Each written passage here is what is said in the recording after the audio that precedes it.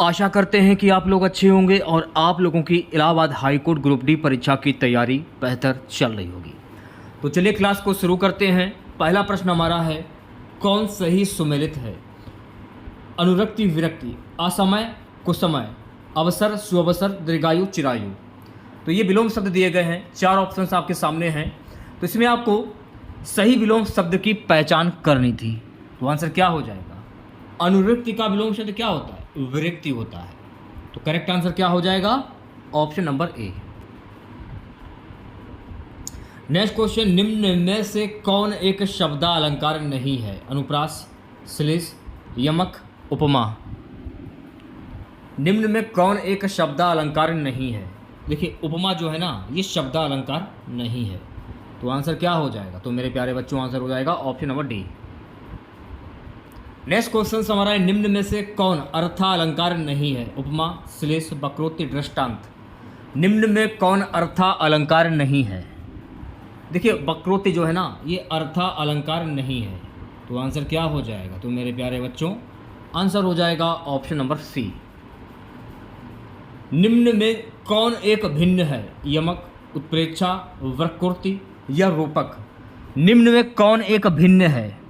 देखिए रूपक जो है ना, रूपक ये बिल्कुल भिन्न हो जाएगा। तो आंसर क्या हो जाएगा? तो आप कह सकते हैं आंसर हो जाएगा ऑप्शन नंबर डी। चलिए बढ़ते हैं नेक्स्ट क्वेश्चंस की ओर। अगला क्वेश्चन देखिएगा, निम्न में से कौन मात्रिक छंद का उदाहरण है? कवित, वैरवे, सवैया, मालिनी। कौन एक मात्रिक छंद का उदाहरण है? तो मेरे प्यारे बच्चों वैरवे जो है ना, वैरवे ये मात्रिक छंद का उदाहरण है। तो आंसर क्या हो जाएगा? तो आप कह सकते हैं आंसर हो जाएगा ऑप्शन नंबर वी। अगला प्रश्न हमारा है कि निम्न में कौन सा वाणिक छंद है? कुंडलियां, उलाला, मंदाक्रांता, गीतिका। निम्न में कौन सा वाणिक छंद है? तो मंदाक्रांता जो है ना, ये एक वाणिक छंद है। तो आंसर क्या हो जाएगा? तो मेरे प्यारे बच्चों आंसर हो जाएगा ऑप्शन नंबर सी। अगला प्रश्न हमारा है कि शांत रस का स्थायी भाव क्या होता है? शोक, वत्सलता, निर्वेद, विस्मय। शांत रस का स्थायी भाव क्या होता है? तो मेरे प्यारे बच्चों शांत रस का स्थायी भाव होता है निर्वेद। तो आंसर क्या हो जाएगा? तो आप कह सकते हैं आंसर हो जाएगा ऑप्शन नंबर सी। अब कुछ महत्वपूर्ण फैक्ट जान लीजिए। अगर आपसे पूछ लिया जाए कि शोक का स्थायी भाव क्या होता है, तो शोक का स्थायी भाव होता है उत्साह। क्या होता है? उत्साह होता है। शोक का स्थायी भाव करुण रस होगा, ना कि उत्साह। शोक का स्थायी भाव होता है करुण रस। तो ये आपको ध्यान में रखना है। अच्छा, अगर आपसे ये पूछ लिया जाए कि वत्सलता का स्थायी भाव क्या होता है, तो वत्सलता का स्थायी भाव होता है वात्सल्य। क्या होता है? वात्सल्य। विस्मय का स्थायी भाव क्या होता है? अद्भुत होता है। अद्भुत, अद्भुत रस होता है विस्मय का स्थायी भाव। तो ये सारे फैक्ट आपको ध्यान में रखना है, ठीक है। अनुराग किस रस का स्थायी भाव है? शांत रस, वात्सल्य रस, वीर रस या रौद्र रस। अनुराग किस रस का स्थायी भाव है? तो मेरे प्यारे बच्चों अनुराग जो है ना, ये वात्सल्य रस का स्थायी भाव होता है। तो आंसर क्या हो जाएगा? तो आप कह सकते हैं आंसर हो जाएगा ऑप्शन नंबर बी। शंकर का सही संधि विच्छेद क्या होता है? इंपॉर्टेंट क्वेश्चन है, 5 स्टार लगा लीजिए, पेपर में आने वाला क्वेश्चन। शंकर का सही संधि विच्छेद होता है शम धन कर। तो आंसर क्या हो जाएगा? आंसर हो जाएगा ऑप्शन नंबर ए। अगर आपसे ये पूछ लिया जाए कि शंकर में प्रयुक्त संधि कौन सी होगी, यानी कि इसमें संधि का नाम क्या होगा, तो मेरे प्यारे बच्चों इसमें हो जाएगी व्यंजन संधि। अगला प्रश्न, व्यर्थ का सही संधि विच्छेद क्या होता है? अब जब आप व्यर्थ का सही संधि विच्छेद की बात करें, तो व्यर्थ का संधि विच्छेद होता है विधन अर्थ। क्या होता है? विधन अर्थ। तो आंसर क्या हो जाएगा? तो आप कह सकते हैं आंसर हो जाएगा ऑप्शन नंबर सी। अब जैसे कि इसको तो मान लिया जाएगा छोटी ई और इसको मान लिया जाएगा छोटा आ। तो छोटी ई प्लस छोटा आ मिलकर क्या बना? छोटी ई प्लस छोटा आ मिलकर बना या से यज्ञ। तो नियम के अनुसार या किस में आता है? या आता है यण स्वर संधि में। तो अगर आपसे पूछ लिया जाए कि व्यर्थ में प्रयुक्त संधि कौन सी होगी, यण स्वर संधि हो जाएगी। तो ये भी आपको ध्यान में रखना है। बढ़ते हैं नेक्स्ट क्वेश्चन की और। अगला क्वेश्चन देखिएगा, प्रश्न हमारा है, निम्नलिखित में से एक वाक्य में क्रिया वशन करने के अर्थ में हुई है। यह वाक्य है, वह हराम का पैसा खाता है, वह जूते खाता है, वह कसम खाता है, वह आम खाता है। निम्नलिखित में से एक वाक्य में क्रिया वशन करने के अर्थ में हुई है। यह वाक्य कौन सा है? वह आम खाता है। तो आंसर क्या हो जाएगा? तो मेरे प्यारे बच्चों आंसर हो जाएगा ऑप्शन नंबर डी करेक्ट हो जाएगा। ठीक है, नेक्स्ट क्वेश्चन देखेगा सभी बच्चे। तू डाल डाल मैं पात पात का अर्थ क्या होता है? खतरा उठाना, आगे आगे दौड़ना, पेड़ पर चढ़कर खेलना, चालाकी का जवाब चालाकी से देना। तू डाल डाल मैं पात पात, इसका मुहावरा क्या होगा? तो मेरे प्यारे बच्चों, तू डाल डाल मैं पात पात, इसका मुहावरा होता है चालाकी का जवाब चालाकी से देना। तो आंसर क्या हो जाएगा? तो आप कह सकते हैं ऑप्शन नंबर डी जो है ये बिल्कुल करेक्ट हो जाएगा। ठीक है, चलिए बढ़ते हैं नेक्स्ट क्वेश्चंस की ओर। नेक्स्ट क्वेश्चन देखेगा सभी बच्चे 63। अकाल पीड़ित, अकाल पीड़ित में समास कौन सा होगा? तो जब अकाल पीड़ित की बात हो रही है ना, तो अकाल पीड़ित में समास कौन सा होगा? कर्मधार समास, द्वंद्व समास, तत्पुरुष समास या बहुपर्याय समास? थोड़ा सा दिमाग लगाने की ज़रूरत है, क्वेश्चन इतना हार्ड भी नहीं है कि आप कर ना पाओ। तो अकाल अलग है, पीड़ित अलग है, दोनों को जोड़ दिया गया तो नया शब्द क्या बना? अकाल पीड़ित। या फिर आप ऐसे भी कह सकते हैं अकाल से पीड़ित, ये भी आप कह सकते हैं अकाल से पीड़ित। तो बीच में से है, तो से किस में है? कर्ता ने कर्म को करण के द्वारा संप्रदान के लिए अपादान से, अपादान में से आ रहा है, तो इसमें कौन सा समास हो जाएगा? तत्पुरुष समास हो जाएगा। ऐसे भी पहचान सकते हैं और ऐसे भी पहचान सकते हैं, तो सी ऑप्शन करेक्ट हो जाएगा। अन्वेषण का शुद्ध संधि विच्छेद क्या होगा? अन्वेषण, तो जब आप अन्वेषण की संधि करते हैं तो अन्वेषण की संधि क्या होती है? तो मेरे प्यारे बच्चों, जब आप अन्वेषण की संधि करते हैं, अन्वेषण की संधि होती है अनुधनएषण। तो आंसर क्या हो जाएगा? आंसर हो जाएगा ऑप्शन नंबर डी करेक्ट हो जाएगा। इसको मान लिया जाएगा छोटा ऊ, इसको मान लिया जाएगा ए। तो छोटा ऊ प्लस ए मिलकर क्या बना? वाह बन गया, या वाह डाला। तो वाह किस में आता है? नियम के अनुसार यण संधि में आता है। तो अगर आपसे ये पूछ लिया जाए कि अन्वेषण में प्रयुक्त संधि कौन सी होगी, तो मेरे प्यारे बच्चों यण संधि हो जाएगी। ठीक है, अगला प्रश्न देखेगा 65। निम्नलिखित शब्दों में योग ऋण शब्द कौन सा है? चक्रपाणी, पाठशाला, उपचार, अव्यक्ति। तो यहाँ पर देखिए योग ऋण शब्द की बात हो रही है, तो योग ऋण शब्द को करने के लिए आपको क्या करना पड़ेगा? चक्रपाणी, यानी ऐसे शब्द जो टूट जाए वो योग ऋण शब्द कहलाते, जो अलग अलग शब्द हो जाए। जैसे चक्र अलग है, पाणी अलग है, तो चक्र जो है पाणी, यानी उंगली में चक्र है, आप ये भी कह सकते हैं। तो आंसर क्या हो जाएगा? आंसर हो जाएगा ऑप्शन नंबर ए करेक्ट हो जाएगा। चलिए बढ़ते हैं नेक्स्ट क्वेश्चन की ओर। गोधूम का तद्भव शब्द क्या होगा? गेहूं, गोबर, गाय, गोधन। ऐसे शब्द जो हिंदी भाषा से उत्पन्न हुए हों वो तद्भव शब्द कहलाते हैं।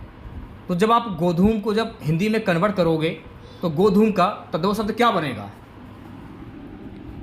गेहूं हो जाएगा। तो आंसर क्या हो जाएगा? तो मेरे प्यारे बच्चों आंसर हो जाएगा ऑप्शन नंबर ए करेक्ट हो जाएगा। ठीक है, अगला प्रश्न, तल्लीन शब्द में सही उपसर्ग का विच्छेद क्या होगा? तलधनलीन, तदधनलीन, ततधनलीन, ततधनलीन। तल्लीन शब्द में सही उपसर्ग का विच्छेद क्या होगा? ततधनलीन। तो आंसर क्या हो जाएगा? तो मेरे प्यारे बच्चों आंसर हो जाएगा option number D.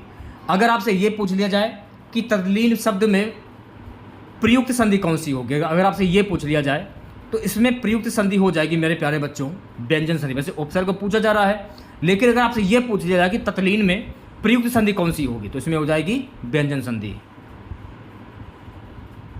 Next question, Shiv का कौन सा अर्थ नहीं है? महादेव, पशुपति, चक्रपाणी, शंकर। देखिए चक्रपाणी के नाम से भगवान विष्णु को जाना जाता है, ना कि भोलेनाथ को। शंकर, महादेव, पशुपति ये सभी शब्द शिव के हैं, लेकिन चक्रपाणी जो है ये विष्णु का नाम है। तो आंसर क्या हो जाएगा? आंसर हो जाएगा ऑप्शन नंबर सी। कारक के कितने भेद होते हैं? 5, 6, 7, 8। ये क्वेश्चन मैंने आपको अपने हर प्रैक्टिस सेट में कराया है।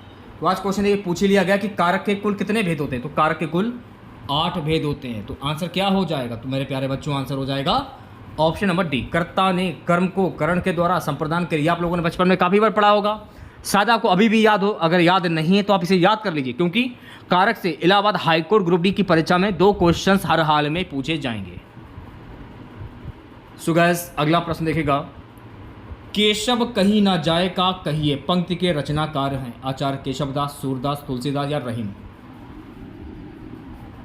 तुलसीदास इस क्वेश्चन का सही जवाब हो जाएगा। तो आप कह सकते हैं ऑप्शन नंबर सी सही हो जाएगा। सो गाइस, अगला प्रश्न, सूरदास मुंशी प्रेमचंद्र के किस उपन्यास का पात्र हैं? वरदान, प्रतिज्ञा, गोदान, रंगभूमि। सूरदास प्रेमचंद्र के किस उपन्यास का पात्र हैं? रंगभूमि। आंसर क्या हो जाएगा? तो मेरे प्यारे बच्चों आंसर हो जाएगा ऑप्शन नंबर डी करेक्ट हो जाएगा। ठीक है। निर्देश प्रश्न संख्या 72 से 74 दिए गए प्रत्येक वाक्य में रिक्त स्थान की पूर्ति उसी वाक्य में काले शब्द के उपयुक्त विलोम द्वारा की जानी है। इसके लिए 4 विकल्प प्रस्तावित हैं। उचित विकल्प का चयन कीजिए। क्या है क्वेश्चन? भारतीय दृष्टि आध्यात्मिक है जबकि पाश्चात्य दृष्टि का आधार है भौतिक, पदार्थवादी या निरीश्वरवादी विभाजन। भौतिक। तो आंसर क्या हो जाएगा? तो मेरे प्यारे बच्चों आंसर हो जाएगा ऑप्शन नंबर ए। अगला प्रश्न देखिएगा सभी बच्चे, स्वच्छ जल के अभाव में हमें जल पीकर ही प्यास बुझानी पड़ी। दूषित, तप्त, शीतल। मान लीजिए आप प्यासे हैं और पानी आपको कहीं मिल नहीं रहा है, तो अगर आपको जो पानी मिलता है वो होता है दूषित, यानी गंदा पानी होता है। तो गंदा पानी को क्या बोलते हैं? दूषित पानी बोलते हैं। तो दूषित पानी पीकर हमें प्यास बुझानी पड़ी। तो आंसर क्या हो जाएगा? आंसर हो जाएगा ऑप्शन नंबर ए। 15 अगस्त 1947 को भारत ने परतंत्रता की जंजीरें तोड़कर खालिस्तान क्या प्राप्त की? स्वतंत्रता, पराधीनता, स्वच्छंदता या संवैधानिकता। क्या प्राप्त की? स्वतंत्रता प्राप्त की। तो आंसर क्या हो जाएगा? तो मेरे प्यारे बच्चों आंसर हो जाएगा ऑप्शन नंबर ए। ये तो मैंने आपको कई बार बताया होगा, शायद आपको याद हो या ना याद हो, ये तो खैर हमको नहीं पता है। अगर आप हमारे रेगुलर वीडियो देखते होंगे तो मैंने आपको ये पढ़ाया है। यथा अनुप्रति बड़ा आ, भर, उद और हर। तो ये जहाँ पर शब्द आ जाते हैं तो वहाँ पर कौन सा समास होता है? वहाँ पर होता है अव्ययभाव समास। यथा दिया, देखिए यथा कहाँ पर है? यथा ये रहा। यथार्थ जैसे कि यथोचित, अनुप्रति, प्रतिदिन, आडंबर, भरपेट, उदय, हर दिन। ये सभी शब्द अव्ययभाव समास के उदाहरण होते हैं। किसी कॉपी पर नोट कर लीजिए आप लोग। ठीक है। अगला प्रश्न देखेगा, मुंह तोड़ शब्द में कौन सा समास है? तत्पुरुष, क्रमदार, अव्ययभाव या द्वंद्व। तो मुंह तोड़, मुंह अलग है, तोड़ अलग है। तो आप ऐसे भी पहचान सकते हैं, मुंह को तोड़, कर्ता ने कर्म को, या मुंह को अलग कर दिए, तोड़ को अलग, दोनों को जोड़ दीजिए, नया शब्द क्या बना? मुंह तोड़। तो ये कौन सा समास हो जाएगा? तत्पुरुष समास हो जाएगा। तो आंसर क्या हो जाएगा? तो मेरे प्यारे बच्चों आंसर हो जाएगा ऑप्शन नंबर ए। पाप पुण्य शब्द में कौन सा समास है भाई? तत्पुरुष समास, कर्मधार समास, अव्ययभाव समास या द्वंद्व समास। पाप और पुण्य के बीच में आपको एक योजक चिन्ह दिख रहा होगा। तो पाप पुण्य के बीच में योजक चिन्ह है, तो यहाँ पर कौन सा समास हो जाएगा? द्वंद्व समास हो जाएगा। तो आंसर क्या हो जाएगा? ऑप्शन नंबर डी करेक्ट हो जाएगा। ठीक है। अगला प्रश्न, दिगंबर में कौन सा समास है? तत्पुरुष, बहुपर्यायी, अव्ययभाव या कर्मधार है। दिगंबर में प्रयुक्त समास कौन सा होगा? दिगंबर में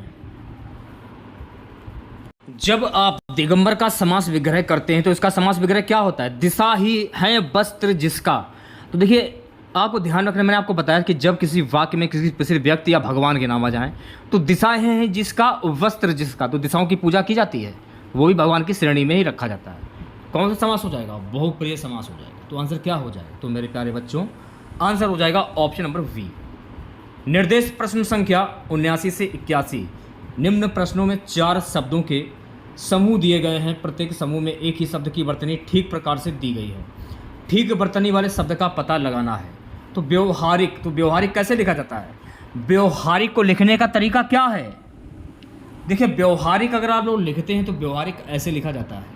तो आंसर क्या हो जाएगा? तो आप कह सकते हैं ऑप्शन नंबर सी करेक्ट हो जाएगा। अच्छा, उज्ज्वल कैसे लिखा जाता है? उज्ज्वल को लिखने का तरीका क्या है? अगर आप लोग उज्ज्वल लिखते हैं तो उज्ज्वल को लिखने का जो तरीका है ना वो ये रहा। तो आंसर क्या हो जाएगा? तो आप कह सकते हैं ऑप्शन नंबर वी करेक्ट हो जाएगा। ठीक है, ये सिंपल से क्वेश्चंस हैं, आसानी से आप कर भी सकते हैं। अच्छा, उपरोक्त कैसे लिखा जाता है? उपयुक्त या उपरोक्त क्या होता है? उपरोक्त होता है, तो उपरोक्त ऐसे लिखा जाता है। इसमें भी आपका बी ऑप्शन करेक्ट हो जाएगा। ठीक है, अब यहाँ पर देखिएगा ध्यानपूर्वक, निर्देश प्रश्न संख्या 82 से 84 निम्न प्रश्नों में दिए गए मुहावरों और लोक त्रुटियों के अर्थ बताने के लिए चार विकल्प दिए गए। प्रत्येक के लिए उपयुक्त अर्थ वाला विकल्प आपको चुनना है। घी के दिए जलाना, तो घी के दिए जलाना इसका मुहावरा क्या होता है? रोशनी करना, पूजा करना, खुशी मनाना, धनवान होना। घी के दिए जलाना इसका मुहावरा क्या होता है? तो आप कह सकते हैं घी के दिए जलाना यानी कि खुशी मनाना। तो सही आंसर क्या हो जाएगा? तो ऑप्शन नंबर सी करेक्ट हो जाएगा। ठीक है, नेक्स्ट क्वेश्चन देखेगा, सिर चढ़ना इसका मुहावरा क्या होता है? बहुत आदर करना, बहुत आज़ादी देना, पुष्प चढ़ाना, चिंता करना। सिर चढ़ाना इसका मुहावरा क्या होता है? तो सिर चढ़ाना इसका मुहावरा होता है बहुत आज़ादी देना। आंसर क्या हो जाएगा? तो मेरे प्यारे बच्चों आंसर हो जाएगा ऑप्शन नंबर वी। आम के आम गुठलियों के दाम इसका मुहावरा क्या होता है? आम और गुठलियाँ खरीदना, जिसमें सब लाभ ही लाभ हो, आम खरीद कर गुठलियों को बेचना, जिसमें सब हानि ही हानि हो। आम के आम गुठलियों के दाम इसका मुहावरा क्या होता है? जिसमें सब लाभ ही लाभ हो। तो आंसर क्या हो जाएगा? तो मेरे प्यारे बच्चों आंसर हो जाएगा ऑप्शन नंबर वी करेक्ट हो जाएगा। ठीक है, चलिए बढ़ते हैं नेक्स्ट क्वेश्चन की ओर। अगला प्रश्न है गाइस, हरि गीतिका छंद के प्रत्येक चरण में कितनी मात्राएं होती हैं? 22, 24, 26 या 28? हरि गीतिका छंद के प्रत्येक चरण में कितनी मात्राएं होती हैं? तो मेरे प्यारे बच्चों हरि गीतिका छंद के प्रत्येक चरण में कुल 28 मात्राएं होती हैं। तो आंसर क्या हो जाएगा? तो आप कह सकते हैं आंसर हो जाएगा ऑप्शन नंबर डी। अगला प्रश्न, कलम का सिपाही किसे कहा गया है? मुंशी प्रेमचंद, सूर्यकांत त्रिपाठी निराला, जयशंकर प्रसाद, रामधारी सिंह दिनकर। कलम का सिपाही किसे कहा गया है? तो मेरे प्यारे बच्चों कलम का सिपाही जो है ना, ये कहा गया है मुंशी प्रेमचंद। तो आंसर क्या हो जाएगा? तो मेरे प्यारे बच्चों आंसर हो जाएगा ऑप्शन नंबर ए। निष्फल किस प्रकार की संधि है? स्वर संधि, व्यंजन संधि, विसर्ग संधि, गुण संधि। मैंने क्वेश्चंस को पढ़ा, आंसर ऑटोमेटिक मेरे दिमाग में आ गया। जब आप निष्फल की संधि करते हैं तो निष्फल की संधि क्या होती है? नी धन फल, ये निष्फल की संधि हो जाती है। अब पूछा क्या जा रहा है कि निष्फल में कौन सी संधि हुई? ये विसर्ग के निशान आपको दिख रहे हैं, तो यहाँ पर हो जाएगी विसर्ग संधि। तो सी ऑप्शन करेक्ट हो जाएगा। छोटा उ ध्वनि का उच्चारण स्थान क्या होता है? कंठ, मूर्धा, तालु, दंतोष्ठ। छोटा उ, वैसे तो छोटा उ अगर आप करते हैं तो छोटा उ ऑप्शन में सभी ये गलत हैं। वैसे तो छोटा उ जो है ना, ये ओष्ठ की संज्ञा में आता है। किसकी संज्ञा में आता है? ओष्ठ की संज्ञा में आता है, लेकिन ऑप्शंस में ओष्ठ दिया नहीं है, तो इसलिए ओष्ठ हो जाएगा इस क्वेश्चन का सही जवाब। अब जैसे कि कंठ से कौन कौन से उच्चारण किए जाते हैं? जैसे कि का हुआ, खा हुआ, का खा गा घा और डा हो गया। का खा गा घा डा। मूर्धा की अगर हम बात करें तो मूर्धन से टा, टा ठा, टा ठा डा, ड़ा, ड़ा खाली, ये हो गए मूर्धन से। ठीक है, इस प्रकार से होगा आपका मूर्धन वाला। ठीक है, तालु की बात करें तो तालु से कौन कौन से उच्चारण किए जाते हैं? तो तालु में से जैसे कि चा हुआ, चा, चा छा, जा, झा और या, ये हो गए तालु से। दंतोष से ता, था, दा, धा और ना, ये हो गया दंतोष्ट से। ठीक है, तो ये आपको ध्यान में रखना है। चलिए बढ़ते हैं नेक्स्ट क्वेश्चन की ओर। नेक्स्ट क्वेश्चन देखेगा, अगला प्रश्न हमारा है, आकाशदीप किसकी रचना है? मुंशी प्रेमचंद, जयशंकर प्रसाद निराला, यशपाल। आकाशदीप किसकी रचना है? तो मेरे प्यारे बच्चों आकाशदीप जो है ना, ये जयशंकर प्रसाद की रचना है। तो आंसर क्या हो जाएगा? तो आप कह सकते हैं ऑप्शन नंबर वी करेक्ट हो जाएगा। ठीक है, अगला प्रश्न, अंधा युग किस प्रकार की रचना है? उपन्यास, काव्य, काव्य नाटक या नाटक। अंधा युग किस प्रकार की रचना है? तो अंधा युग जो है ना, ये काव्य नाटक है। तो आंसर क्या हो जाएगा? तो मेरे प्यारे बच्चों आंसर हो जाएगा ऑप्शन नंबर सी। अगला प्रश्न, कोणार्क नाटक के लेखक हैं जयशंकर प्रसाद, जगदीश चंद्र माथुर, लक्ष्मी नारायण मिश्र, मोहन राकेश। कोणार्क नाटक के लेखक कौन है? तो मेरे प्यारे बच्चों, कोणार्क नाटक के लेखक हैं जगदीश चंद्र माथुर। तो आंसर क्या हो जाएगा? तो मेरे प्यारे बच्चों, आंसर हो जाएगा ऑप्शन नंबर वी। अगला प्रश्न, अनामिका किसका काव्य संग्रह है? निराला, पंत, महादेवी वर्मा, प्रसाद। अनामिका किसका काव्य संग्रह है? तो मेरे प्यारे बच्चों, अनामिका जो है ना, ये सूर्यकांत त्रिपाठी निराला का काव्य संग्रह है। तो आंसर क्या हो जाएगा? ऑप्शन नंबर ए करेक्ट हो जाएगा। सो गैस, अगला प्रश्न देखेगा। अगला प्रश्न हमारा है, यदि ए ओ ए औ के आगे कोई स्वर हो तो इनके स्थान में क्रमशः अय अब आय औ हो जाता है। तो ये कौन सी स्वर संधि कहलाती है? वृद्धि स्वर संधि, यण स्वर संधि, अयादि स्वर संधि, दीर्घ स्वर संधि। मैंने क्वेश्चंस को पढ़ा, आंसर मेरे दिमाग में ऑटोमेटिक आ गया। तो ये अयादि स्वर संधि की श्रेणी में आता है। तो आंसर क्या हो जाएगा? तो आंसर हो जाएगा ऑप्शन नंबर सी। निर्देश दिए जा रहे हैं, प्रश्न संख्या 94 से 96 दिए गए वाक्यों में काले शब्दों के पर्याप्त समानार्थक शब्द के लिए चार विकल्प दिए गए हैं। उचित विकल्प चुनिए। किसान धरती का मातृव्रत सम्मान करता है। तरुणी, भार्या, रजनी या वसुधा? वसुधा। आंसर क्या हो जाएगा? ऑप्शन नंबर डी करेक्ट हो जाएगा। धरती का पर्यायवाची शब्द क्या होता है? वसुधा होता है। नेक्स्ट क्वेश्चन क्या है? नदी जीवन भी देती है और विनाश भी कर सकती है। नदी का पर्यायवाची शब्द क्या होता है? सुरसरी, सरिता, देवनदी या सुरभि? नदी का पर्यायवाची शब्द क्या होता है? सरिता होता है। तो आंसर क्या हो जाएगा? तो मेरे प्यारे बच्चों, आंसर हो जाएगा ऑप्शन नंबर वी करेक्ट हो जाएगा। गर्मी में वायु तेज गति से चलती है। अनिल, झंझावत, आंधी, चक्रवात? गर्मी में वायु तेज गति से चलती है। वायु का पर्यायवाची शब्द अनिल होता है। तो आंसर क्या हो जाएगा? ऑप्शन नंबर ए करेक्ट हो जाएगा। ठीक है। 97 क्वेश्चन देखेगा, निम्न में कौन सुमेलित नहीं है? सूची, पवित्र, सर सरोवर, स्वर्ण, सोना, सर्ग, अध्याय? स्वर्ण होता है, स्वर्ण, ना कि स्वर्ण। स्वर्ण होता है। तो आंसर क्या हो जाएगा? ऑप्शन नंबर सी करेक्ट हो जाएगा। ठीक है, ये सुमेलित नहीं है। सो गाइस, अगला प्रश्न, अदृश्य शत्रु अर्थ के अनुरूप उपयुक्त मुहावरा क्या होगा? मीठी छुरी, मुंह में राम, बगल में छुरी, पेट में दाढ़ी, आस्तीन का सांप? आस्तीन का सांप। तो आंसर क्या हो जाएगा? तो मेरे प्यारे बच्चों, आंसर हो जाएगा ऑप्शन नंबर डी। अगला प्रश्न हमारा है, गिराना किस प्रकार की क्रिया है? यौगिक क्रिया, नाम धातु क्रिया, प्रणार्थक क्रिया या संयुक्त क्रिया? गिराना किस प्रकार की क्रिया है? तो मेरे प्यारे बच्चों, गिराना जो है ना, ये प्रणार्थक क्रिया है। तो आंसर क्या हो जाएगा? आंसर हो जाएगा ऑप्शन नंबर सी। आज की क्लास का लास्ट क्वेश्चन रहेगा, निम्नलिखित में से कौन सा शब्द स्त्रीलिंग नहीं है? सुबह, दोपहर, साँझ या दिन? कौन सा शब्द स्त्रीलिंग नहीं है? तो दिन जो है ना, ये स्त्रीलिंग शब्द नहीं है। तो आंसर क्या हो जाएगा? आंसर हो जाएगा ऑप्शन नंबर डी।